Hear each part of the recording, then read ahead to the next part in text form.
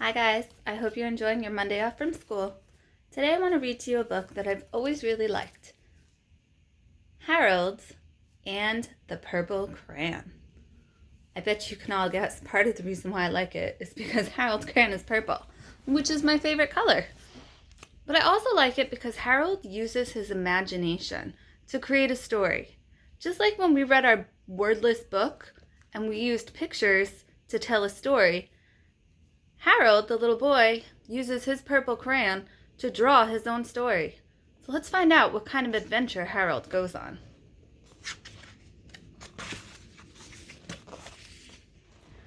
Harold and the Purple Crayon by Crockett Johnson. One evening, after thinking it over for some time, Harold decided to go for a walk in the moonlight.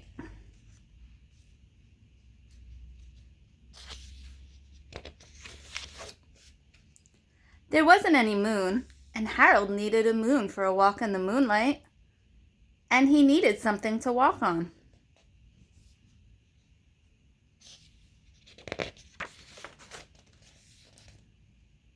He made a long, straight path so he wouldn't get lost, and he set off on his walk, taking his big purple crayon with him.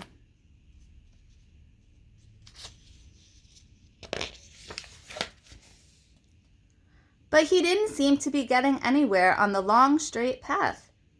So he left the path for a shortcut across a field, and the moon went with him.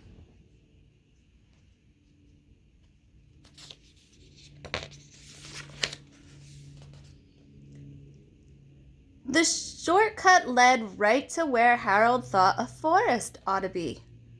He didn't want to get lost in the woods, so he made a very small forest with just one tree in it.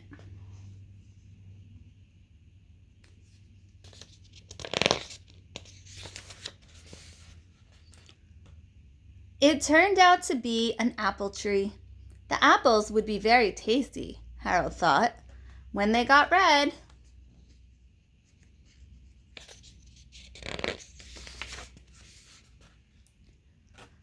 So he put a frightening dragon under the tree to guard the apples. It was a terribly frightening dragon.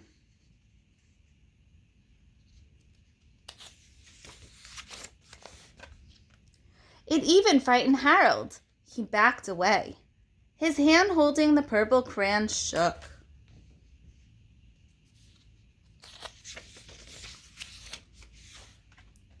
Suddenly, he realized what was happening. But by then, Harold was over his head in an ocean.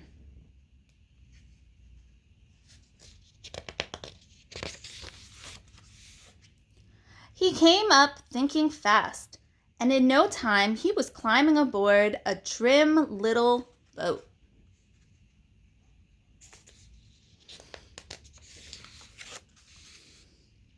He quickly set sail, and the moon sailed along with him.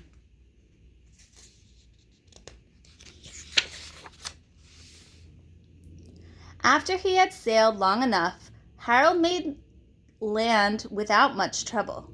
He stepped ashore on the beach, wondering where he was.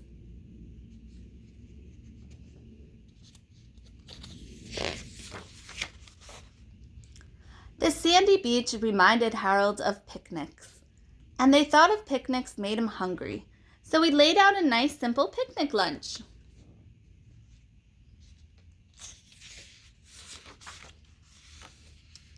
There was nothing but pie, but there were all 9 kinds of pie that Harold liked best.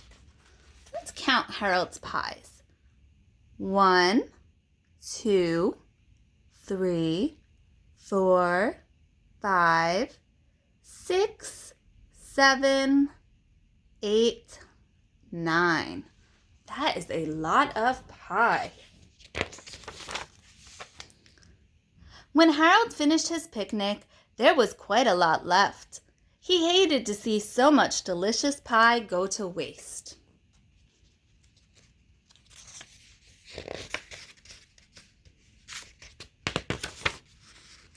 So Harold left a very hungry moose and deserving porcupine to finish it up. And off he went looking for a hill to climb to see where he was.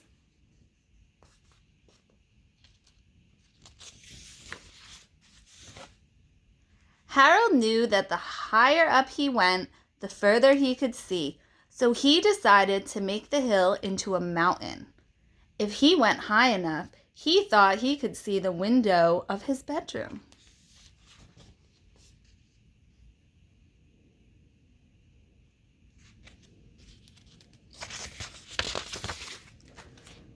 He was tired and he felt he ought to be getting to bed.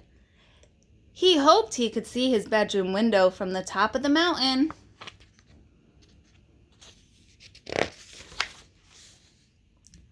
But as he looked down over the other side, he slipped, and there wasn't any other side of the mountain. He was falling into thin air.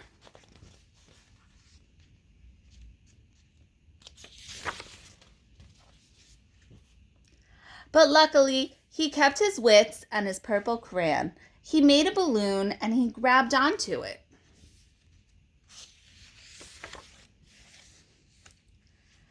And he made a basket under the balloon big enough to stand in.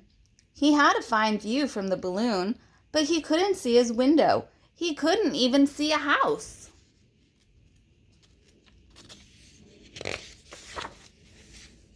So he made a house with windows, and he landed the balloon on the grass in the front yard.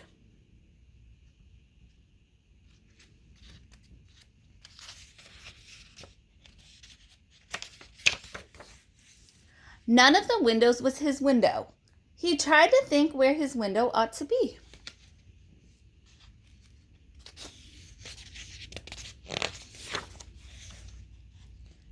He made some more windows. He made a big building full of windows.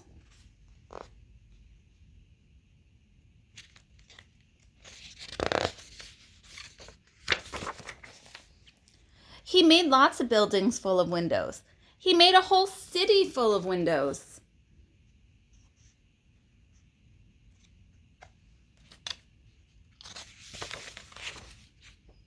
But none of the windows was his window. He couldn't think where it might be. He decided to ask a policeman. The policeman pointed the way Harold was going anyway, but Harold thanked him.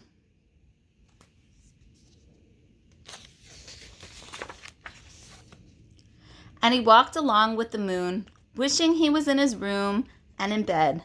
Then suddenly, Harold remembered.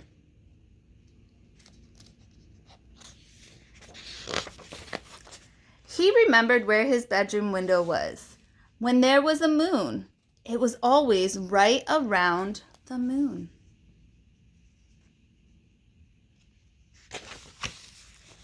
And then Harold made his bed.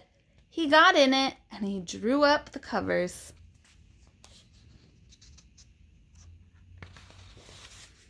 The purple crayon dropped on the floor and Harold dropped off to sleep.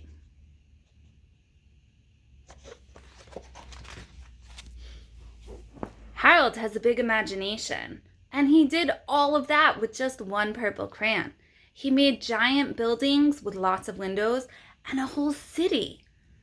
We're studying buildings right now in school, and I think it'd be really fun if you guys took a crayon and drew your city and drew what you think your city would look like with your window in it. If you draw a picture, make sure you put your name on it and bring it to class to share with all of us. I'll see you guys tomorrow. Bye.